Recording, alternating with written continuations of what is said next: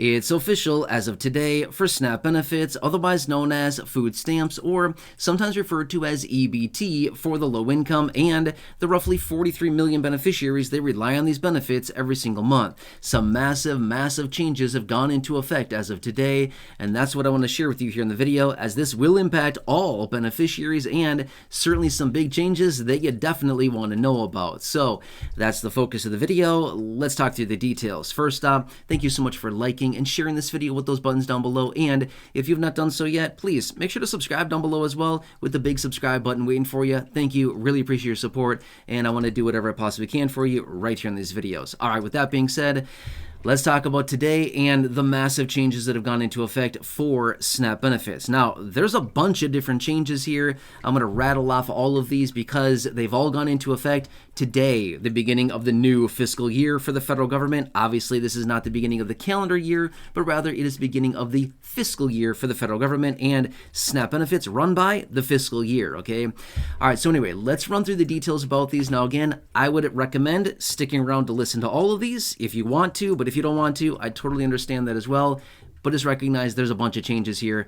I'm going to start with the easy ones, the obvious ones, the good ones, and then we'll get into some of the other ones that are maybe not so good, but you still need to know about them because they're probably pretty important. All right, first off, the COLA went into effect today, which, by the way, the COLA is virtually nothing. It's 0.2%, so it's 0.2%. That's basically nothing. Okay, it's $1 or $2 or $3, depending on your household size, but that's the new allocation, okay?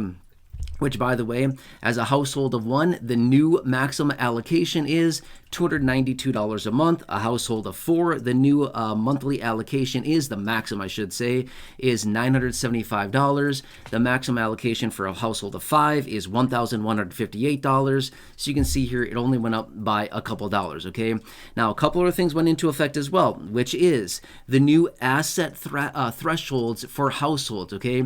So it's $3,000 for just basically any given household, except a household that has somebody with a disability or somebody that's aged 60 or older. It is $4,500. That is the asset threshold. I talked about that before in another video about, I don't know, a month and a half or so ago. I had another video out where I talked about those details as well, okay?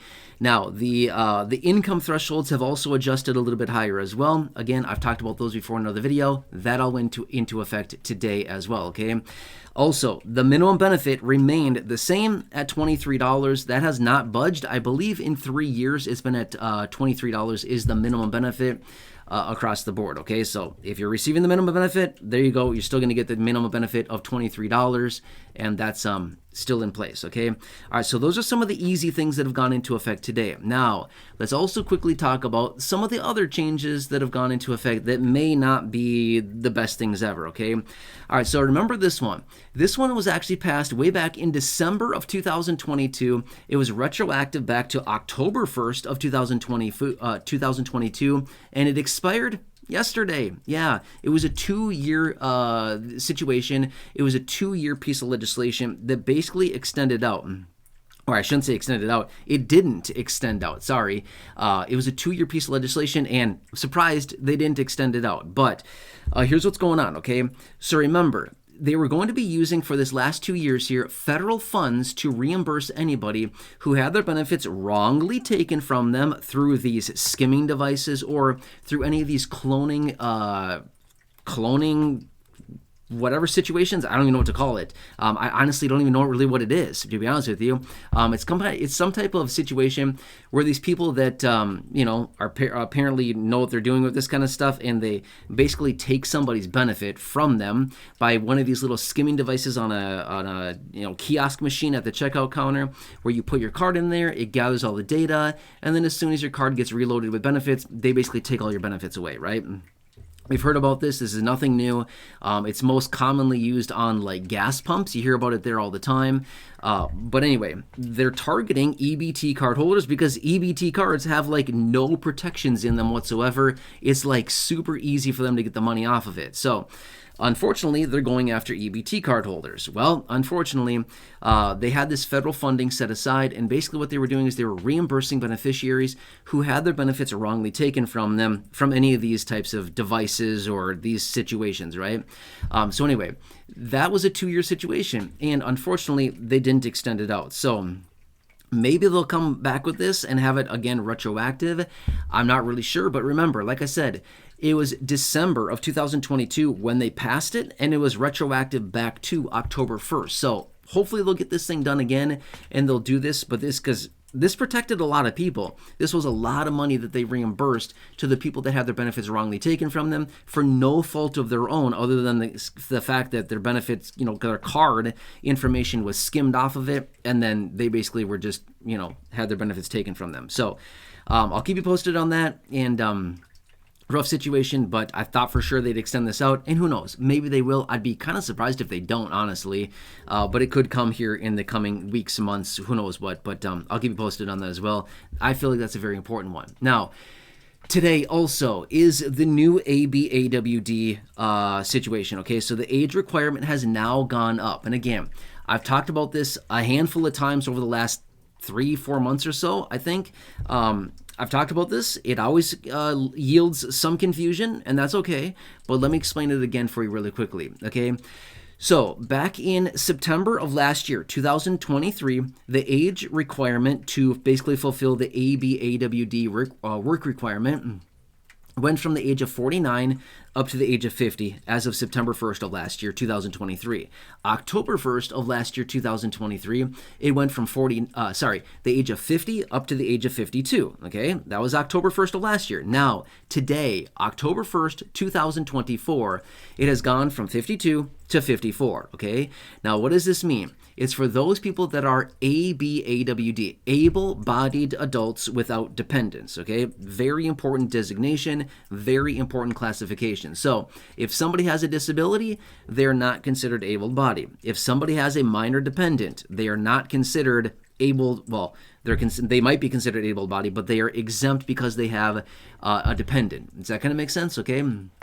Now, these are the work requirements, would be 20 hours per week or 80 hours a month is what it comes down to. Now, I don't want to sit here and be like, well, here's your situation, you have to go get a job. I'm not saying that whatsoever, okay? What I am saying is that be aware of these rules. I would look into your personal situation. Everybody's situation is going to be very different.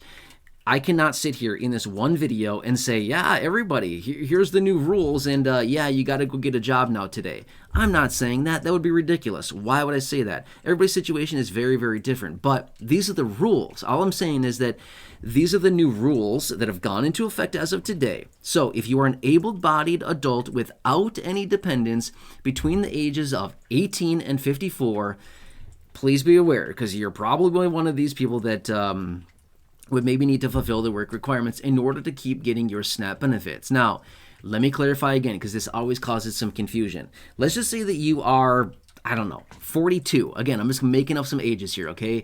Let's say you're 42 and you have a disability. Do you have to fulfill the work requirement? No, because you're not able-bodied, right? Somebody with a disability is not able-bodied. Now, again, that might sound a little bit offensive, but guess what? I can say that. Why? Because I'm in that category. I am between the ages of 18 and 54, and I am not able-bodied because I am blind. That is called a disability. I am not able-bodied, I guarantee you, okay? So somebody that cannot see, and again, there's a million different disabilities out there. That's why I'm saying this, okay? So please don't take offense to this. I'm not trying to offend anybody. I'm just simply saying, me, for example, okay? I'm a perfect example here. I may look able-bodied. I'm not, okay? My eyes don't work, okay? Somebody that can't see, that is blind, is not able-bodied, I promise you, okay? Sometimes I believe I can. Sometimes I believe that I can do anything, but you don't want me doing stuff, trust me. You don't want me doing a lot of things. I can do a lot of stuff, but I definitely can't do everything. I can promise you that, okay? So anyway, that's just the situation, okay? So somebody is 42, has a disability, not able-bodied. Let's just say the same example. Somebody's 42 and they have a 10-year-old kid. Do they have to do this? No. Why? They have a dependent, okay? Let's just say that somebody is 58 and they do not have a disability and do not have minor kids. Do they have to do this? No. Why? Their age is above the age requirement.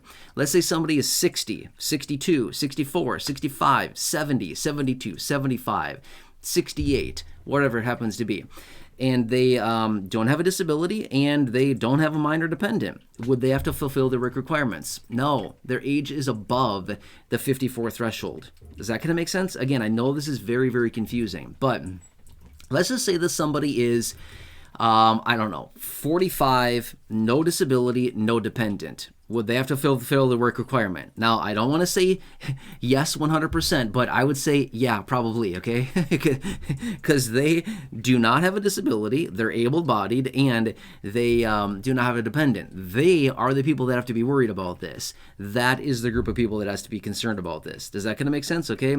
Same situation. Somebody's 32, no disability, no dependent. Do they have to worry about this? Yeah, probably. They probably have to worry about this because they are not falling into the category of exempt status. Does that kind of make sense, right? I know this is confusing. It gets, it offers confusion every single time, and that's okay. I want to do what I can to help you out understand this, okay? But anyway, all this has gone into effect today. This is not a proposal. This is not an idea. This is not a concept. This is not a maybe someday. This is today, right now, right here. It is in effect.